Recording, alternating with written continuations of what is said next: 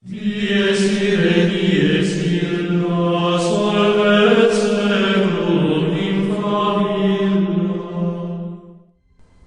Bago natin simulan ang kwentong ito, meron lang akong nabasang tanong na bakit yung mga aswang daw ang kaya lang gayahin ay ibon, baboy, aso o pusa?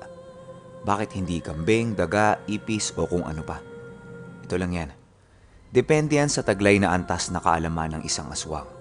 Tsaka, hindi talaga sila nagbabago ng anyo. Ito yung palagi kong sinasabi sa mga kwento ko sa inyo, na meron ding sariling orasyon ang mga aswang. At isa ito sa mga kakayahan nila na kung tawagin ay sabulag. Yun pa rin yung anyo nila sa totoong buhay. Ang kaso nga lang, minamanipula nila ang utak mo na ibang anyo ang makikita mo. Doon na papasok yung mga aso, baboy, ibon o kalabaw. Kung meron kang alam na mga buhay na salita, lalong-lalo na yung mga dibino, normal na tao pa rin ang tingin mo sa kanila. Pero pag ang gamit mo naman ay nasa kaliwa, malaki ang posibilidad na aso at baboy ang makikita mo. Kung mas mataas na kaalaman pa ang taglay ng isang aswang, kalabaw ang makikita mo. Kung normal na tao ka lang at walang alam, mas madali nilang mamamanipula ang isipan mo. At isa sa mga common na hayop na nakikita natin ay aso. Kaya yun ang gagamitin ng aswang na pangmanipula sa'yo. Bakit ko alam ang mga yan? Meron akong tito na ilang beses nang nakipagbunuan sa aswang. Gamit ng tito kong yan ay satur sa kaliwa. Pero hindi nyo dapat isipin na dapat makontra nyo sila. Wala pa ring makakatalo sa ating kinikilalang Diyos. Lalo na kung buong buo ang pananampalataya mo sa Kanya. Yun lang. Ang haba na naman ng intro ko, pasensya na kayo. Simulan na natin ang kwento. Ang kwentong ito ay hango sa totoong buhay. Karanasan ito ng isa sa mga kaibigan ni Ate Rose. Taong 1980, Tugbungan, Zamboanga del Norte. Itong mga panahong ito, merong grupo sa eskwelahan si Ate Rose. Bukod sa mga kaklase niya, meron din siyang grupo ng mga ka-schoolmate nila. Private school ang pinapasukan noon ni Ate Rose. Pero kahit nasa private school sila, obligado ang mga estudyante doon na maglinis ng classroom nila kapag uwian na. Araw-araw iba-iba ang naa-assign na grupo. Iba't ibang grupo yon mula Lunes hanggang Biyernes. Alam ko kahit saang school naman ganyan yung patakaran eh. Ewan ko lang doon sa mga school na mahal yung tuition fee. Oh, yung mga rich kid dyan oh. Ganun ba sa school nyo? Yung grupo na sinasabi kong grupo ni Ate Rose, sila yung mga cleaners kapag Lunes. Sabay-sabay silang naglilinis ng classroom nila. Tapos pagtapos na silang maglinis, hinihintay nila yung iba pang miyembro ng grupo nila na mga schoolmate naman nila. Tapos sabay-sabay silang uuwi. Ugali kasi nilang magkakaibigan na maligo sa ilog tuwing Lunes. Yun ang ginagawa nila bago umuwi sa kanya-kanya nilang mga bahay. Si Ate Rose ang pinakahuling nakakauwi nun. Siya kasi ang may pinakamalayong bahay sa kanila. Lahat ng mga kasama niya sa grupo, alam niya kung saan nakatira. Isang hapon ng Lunes, nung tapos na ang klase nila, tinapos na muna nila yung paglilinis tapos hinintay yung iba pa. Pero sa pagkakataong ito, kulang sila. Umabsent yung isa sa mga ka-schoolmate nila. Close ni Ate Rose yun. Tinanong niya dun sa mga kaklase. Hindi din alam. Naisip nila na baka nagkasakit lang o kung ano. Kaya hinayaan na lang nila. Lumipas pa ang 2 linggo. Nagtataka na silang lahat. Kasi 2 Lunes na nilang hindi nakakasama sa ilog yun. Tapos tinanong ni Ate Rose yung mga kaklase nun kung pumapasok pa ba. Ang sabi sa kanya, hindi na daw pumapasok. Mahigit 2 linggo na. Kaya ang nangyari, pagtapos ng klase nila Ate Rose nun, sinadya nila yung bahay ng kaibigan nila. Pagdating nila doon, hinanap nila. Pero parang itinatago ito nung tatay. Dahil sa awa nung nanay sa anak niya, pinalabas nila ito ng bahay. Nawindang si Ate Rose at yung mga kasama niya dahil sa nakita nila. Yung kaibigan ni Ate Rose, ibang-iba na yung itsura. Pulang-pula at namamaga ang mga mata nito. Nakabuka lang ang bunganga at hindi niya ito maisara dahil sa sobrang laki ng dila niya. Ayon kay Ate Rose, may kukumpara yung dila niya sa isang talong. Ganon kahaba, tapos kulay ube na. Animoy walang dumadaloy na dugo dito. Tapos yung amoy ng hangin na nanggagaling sa bibig ng kaibigan niya, napakabaho. Amoy bulok na laman o inuod na patay na daga. Ganun kabaho. Lahat sila doon ay naawa sa kaibigan niya. Halos mag-iyakan sila dahil sa tinamong kapansanan ng kaibigan nila. Hanggang sa pinaupo sila nung nanay at tinanong kung pumapasok pa ba yung isang kaklase ng kaibigan nila. Dahil nga hindi nila kaklase yun, hindi nila alam kung pumapasok nga ba o hindi. Doon na nagsimulang magkwento yung nanay ng kaibigan nila.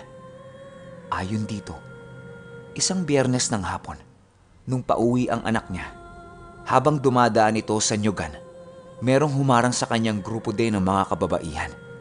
Ang masakit pa nito, kaklase niya din yung mga yon. Hinihingian siya ng pera. Kapag walang naibigay yung anak niya sa mga babae, gugulpihin siya. Dahil matapang tong babae, kahit may dala siyang pera, hindi niya to binigay sa mga yon. Hanggang sa sinampal siya nung pinaka-leader ng grupo. Bumawi siya ng sampal, tapos nagsabunutan sila. Kalmutan, tadyakan, talagang nag-away sila ng todo. Nung meron ng mangingialam na kagrupo ng mga bully, bigla-bigla niyang kinagat yung pisngi ng kaaway niya. Baon na baon ang mga ngipin niya sa pisngi nito at halos matapyas na yung balat at laman. Sumigaw ng napakalakas yung leader ng mga bully kasi talagang napakasakit nun. Baon na baon yung kagat, tapos nagsugat na yun ng matindi. Walang tigil yung daloy ng dugo sa pisngi niya. Hanggang sa napatakbo siya at sinumbong niya sa nanay at tatay niya yung nangyari. Pero pagbalik nila sa Nyugan, wala na dun yung grupo. Matapos ang insidente na yon, kinaumagahan lang, nakaramdam na yung anak nila na para bang namamaga ang mga gilagid niya. Halos hindi niya maibuka yung bibig niya. Nung araw ng Lunes, hindi siya pinapasok. Sa kadahilan ng unti-unti nang lumalabas yung dila niya dahil sa sobrang laki. Naalarma na sila kaagad, kaya pumunta na sila sa espesyalista para ipasuri yung anak nila. Unang doktor nilang nilapitan, walang maipaliwanag sa kung anong dahilan kung bakit bigla-biglang lumalaki yung dila niya. Nakailang punta sila sa iba't ibang mga doktor pero wala silang makita.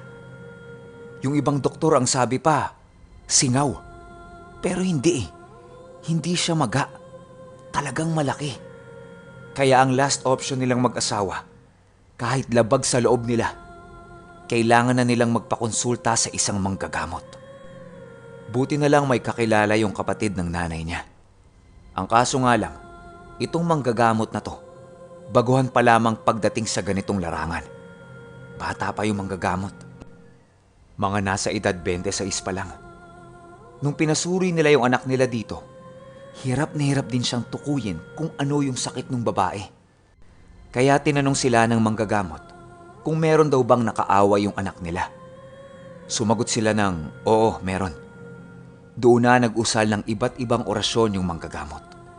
Hanggang sa natuklasan niya na yung anak nila ay biktima ng mataas na antas ng barang. Pinalabas ng manggagamot yung dila ng babae. Sobrang haba ng dila. Tapos doon sa pinakalikod ng dila, merong isang itim na insekto. Tinanggal yun ng manggagamot. Akala niya tapos na. Pero pagsilip niya sa ilalim ng dila, nandoon ang lahat ng iba't ibang uri ng mga insekto. Isa-isa niya yung inalis. Tapos merong natirang isa na tuwing bubunutin niya, tinutulak siya ng napakalakas ng babae. Ang sabi ng manggagamot, tiisin niya kasi yun na yung huli. Pinipilit kunin yun ng manggagamot pero hindi niya makuha. Kaya nagpakulo siya ng iba't ibang klase ng halaman, pinalamig yun at pinainom doon sa babae. Nagbaka sakali siyang makuha yun sa ganon. Pero hindi. Ang nangyari pa, nawala yung nag-iisang insekto na yon. Tapos hindi na niya makita. Binilinan sila ng manggagamot ng iba't ibang uri ng pangontra sa barang. Pero wala na. Huli na ang lahat. Lumaki na ng lumaki yung insekto sa loob ng dila niya. Hanggang sa umabot na yon sa ganung punto. Lumipat pa sila sa ibang manggagamot. Pero wala nang magawa yung mga yon. Ang tanging magagawa na lang nila ay ituro kung sino ang gumawa nun sa anak nila. Sinabi ng isang manggagamot na nararamdaman niya yung aura namang kukulam at malayong-malayo na yun sa kanila. Hindi na nila mahahabol yun. Kaya yung huling nakaaway ng anak nila ay dapat kumprontahin at tanungin. Sinunod nila yun. Pero wala na. Hindi na doon nakatira yung pamilya nung nakaaway ng anak nila. Sabi-sabi doon sa lugar kung saan nakatira yung mga yon. Isang pamilya ng mangkukulam yung nakaaway ng anak nila. At nakatira ang mga ito sa Cebu. Gumuho ang mundo ng mag-asawa nung narinig nila yon. Kasi saan nila sa Cebu hahanapin yon? Kaya wala silang nagawa kundi magdasal na lang. Nung narinig lahat ni Ate Rose yan, gigil na gigil silang lahat doon. Kaya kinaumagahan, tinanong ni Ate Rose kung pumapasok pa ba yung nakaaway ng kaibigan niya. Sabi ng mga kaklase nun, hindi na. Matagal na daw hindi pumapasok. Kaya wala ring nagawa si Ate Rose at yung mga kaibigan niya. 3 linggo lang ang lumipas. Dumating yung pinakamasakit na balita sa kanilang lahat. Kasi yung kaibigan nila namatay. Hindi na nito kayang kumain. Ultimo uminom ng tubig ay hirap na siyang gawin. Namatay ito nang nakamulat habang nakanganga. Nagluksa silang lahat dahil sa sinapit ng babae. Wala rin naman silang magawa kasi nasa malayo na yung gumawa nun. Pinagpasa Diyos na lang nila ang lahat. Mula nung mangyari yan, naging malungkot na yung buong grupo ni Ate Rose. Hindi na rin sila pumupunta ng ilog kapag Lunes. At magpahanggang sa ngayon, hindi malimut-limutan ni Ate Rose na ang naging dahilan ng pagkamatay ng kaibigan niya ay ang labis-labis na paglaki ng kanyang dila. Ay, sobrang bigat na naman ang kwento. Alam niyo, mahirap sa akin yung ganito. Kasi nilalagay ko yung sarili ko sa sitwasyon habang nagkukwento. Ang sakit sobra, parang kinukurot yung puso ko. Alam ko, nararamdaman niyo din yan. Lalo na yung mga nakikinig sa akin, tapos nilalagay nila yung sarili nila sa kwento ko. Ang sakit. Kaya ayoko may namamatay sa mga kwento ko eh. Opinyon ko sa kwento. Siguro kung nung second day pa lang, dapat nagpakonsulta na sila sa mga doktor. Yung tipong lumapit kagad sila sa 3 doktor para merong mga option kung bakit ganun yung dila ng anak nila. Kung walang masabi yung 3 yan, agad-agad makakatakbo sila sa manggagamot. Ang kaso kasi, pinaabot pa nila ng matagal eh. Kaya yung insekto ng barang, nakapagtanim na ng maraming pondo sa katawan ng anak nila. Kaya ayun, hindi na nila kaagad napigilan. Pero nakontra naman yun nung unang manggagamot kasi tumagal pa siya ng ilang linggo eh. Di ba nga, natanggal niya yung ibang mga insekto kaso may natirang isa. Kung hindi niya naalis yung mga yon, malamang 1 linggo lang ang tinagal ng babae. Sayang. Buhay pa sana yun hanggang ngayon. Tsaka nga pala, pahabol ni Ate Rose, hindi lang pala 1 barang ang gumawa nun sa kaibigan niya. 4 na barang. Nalaman niya yan doon sa kaibigan nung nakaaway ng kaibigan niya. Ang sakit ng kwento, no? Lalo na kay Ate Rose. Kaya, ate, sobrang thank you sa pagbahagi mo ng kwento na ito sa amin. Kahit mabigat para sa'yo, kinuwento mo.